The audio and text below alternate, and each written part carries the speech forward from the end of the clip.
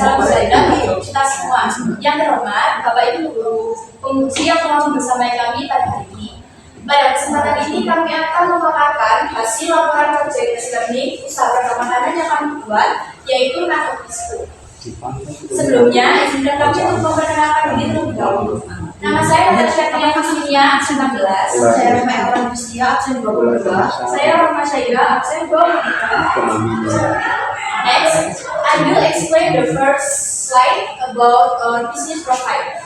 Business name, Nakep Bisku. Business type, F&B, food beverage. Business product, banana nugget with various topping option. Target customer, student, teenagers, and the general public. Business location, Malang. Motto, classic taste, fantastic crunch. Business description. Banana nugget are modern snack made from bananas mixed with flour, put in breadcrumbs, and then fried until crispy.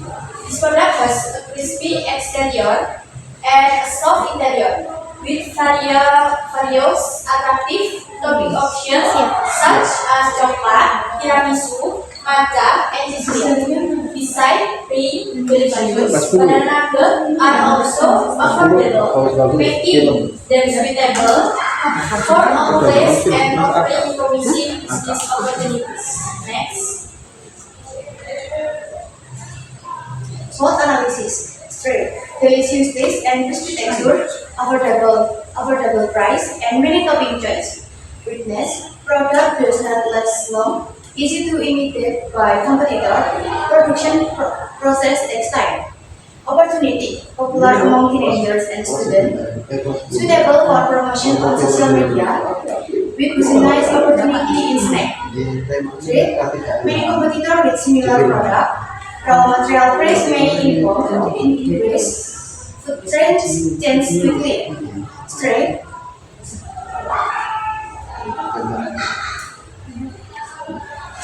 Delicious taste.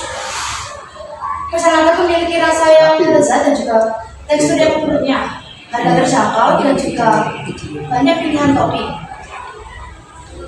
Produk pesanan tidak bisa tahan lama dan juga mudah ditiru oleh pesaing. Kemudian proses produksi membutuhkan waktu yang lama. Opportunity: pisang nugget sendiri populer di kalangan remaja dan juga pelajar. Cocok untuk dipromosikan di sosial media. Memiliki peluang bisnis yang luas di bidang makanan ringan. Banyak pesaing dengan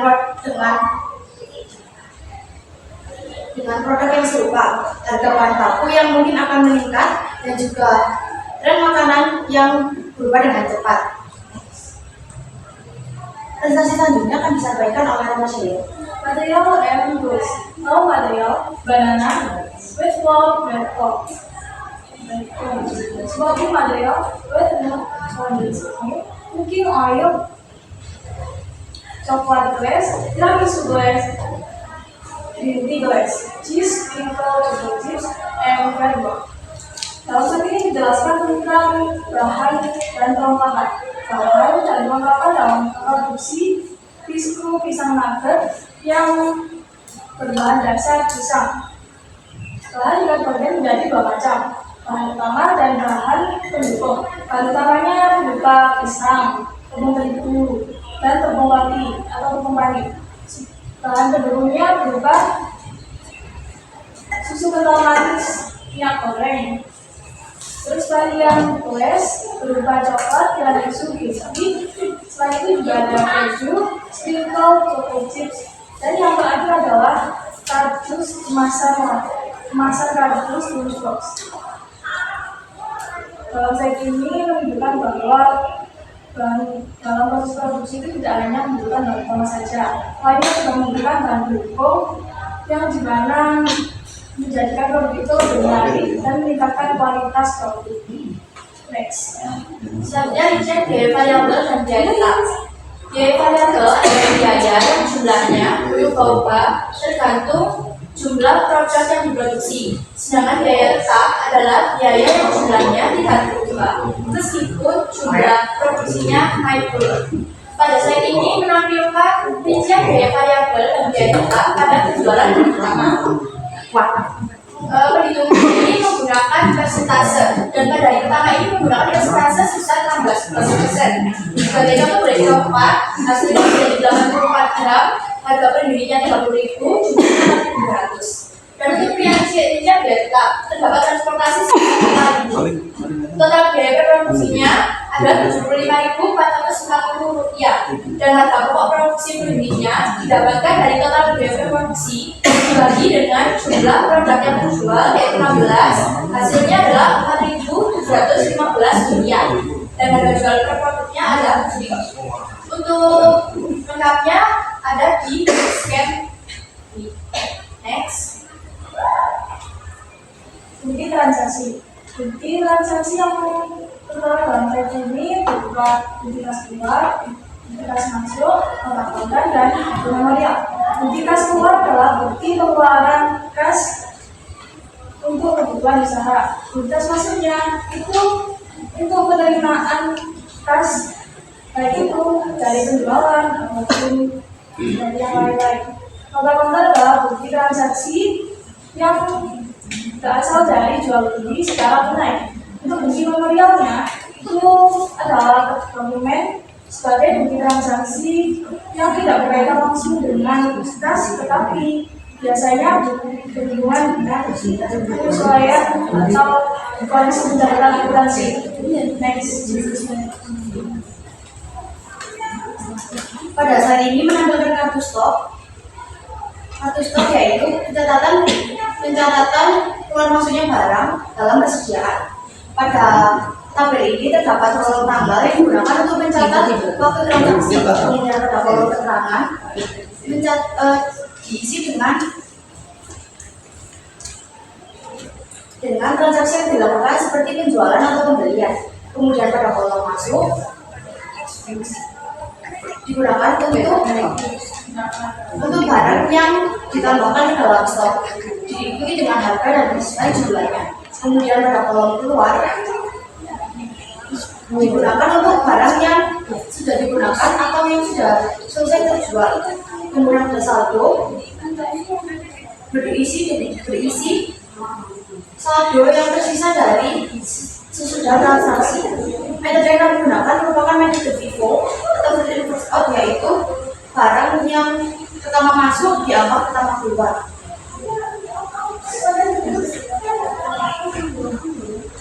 Pada saat ini kita berikan laporan keuangan yang terdiri dari laba rugi dan juga profit sharing. Pada tabel laporan laba rugi terlihat hasil penjualan sebesar Rp784.000 dikurang dengan HBP sebesar Rp535.360 dengan hasil laba bruto atas penjualan sebesar Rp248.640. Kemudian dikurang kembali dengan beban transportasi sebesar Rp20.000 dan beban penyusutan peralatan sebesar Rp1.700 dengan hasil laba bersih perusahaan sebesar Rp226.940. Kemudian laba tersebut dibagikan sesuai dengan modal masing-masing anggota. Karena masing-masing anggota memiliki modal yang sama, maka pembagian laba masing-masing anggota mendapatkan keuntungan yang sama, yaitu sebesar Rp56.735.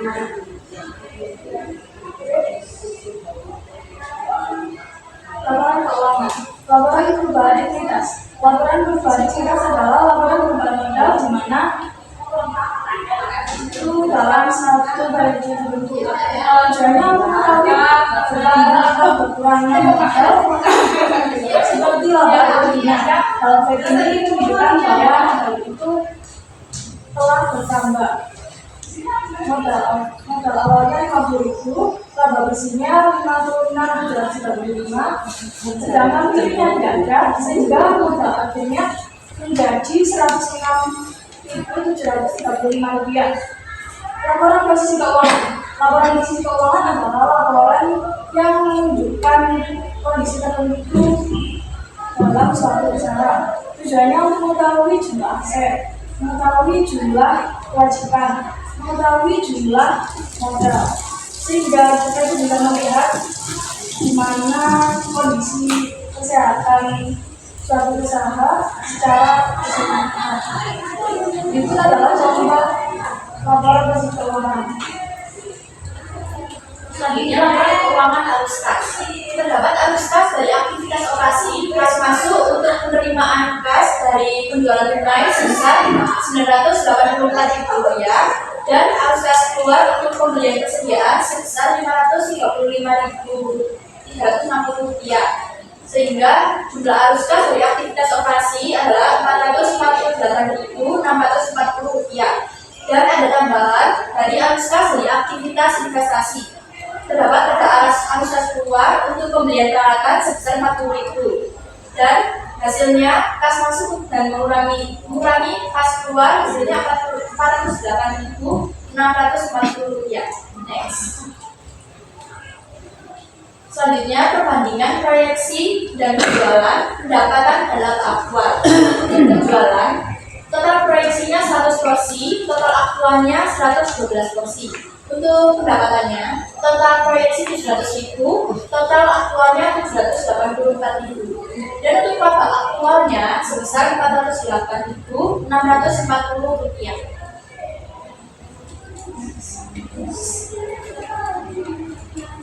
Berikutnya adalah dokumentasi mulai dari diskusi, proses pembuatan, pengemasan, serta proses penjualan. Next. Kesimpulan yang dapat kami sampaikan yaitu dalam hal UJPR ini, kami mendapatkan pengalaman nyata dalam berwirausaha sekaligus memahami siklus keuangan, siklus akuntansi secara langsung. Karena kegiatan ini memberikan dampak positif bagi kami, sehingga kami dapat lebih teliti kembali dan memahami pentingnya pencatatan keuangan dalam sebuah usaha. Sekian dari kami membuka sesi tanya jawab. Kapan?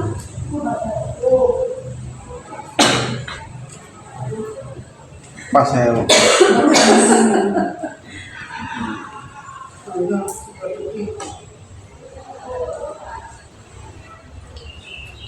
Boleh juga. Kita kalau biasa ke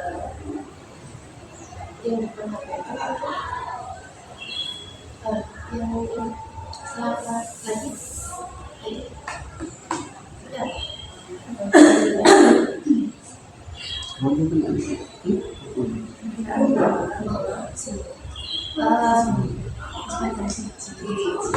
Kalau dari perbandingan proyeksi antara yang rencana dan realnya itu kan selisihnya hanya sedikit gitu. Kira-kira ada evaluasi apa usaha ini ada kedepannya itu kerja yang bisa lebih banyak.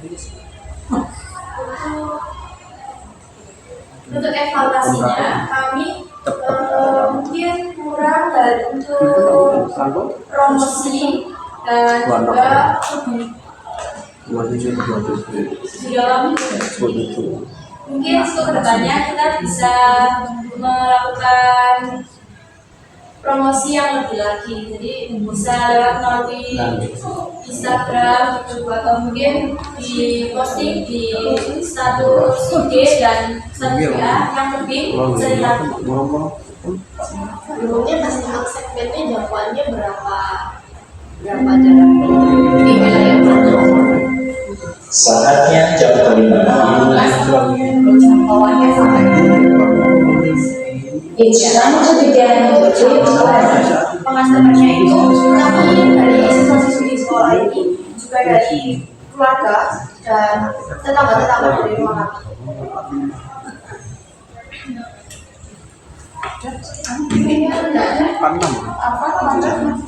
Apa dulu jawab? Cukup.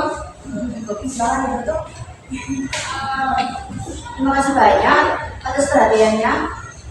Kami ucapkan terima kasih, mohon maaf apabila ada salah kata dan dalam penyampaian kami. Terima kasih. Wassalamualaikum warahmatullahi wabarakatuh. Waalaikumsalam.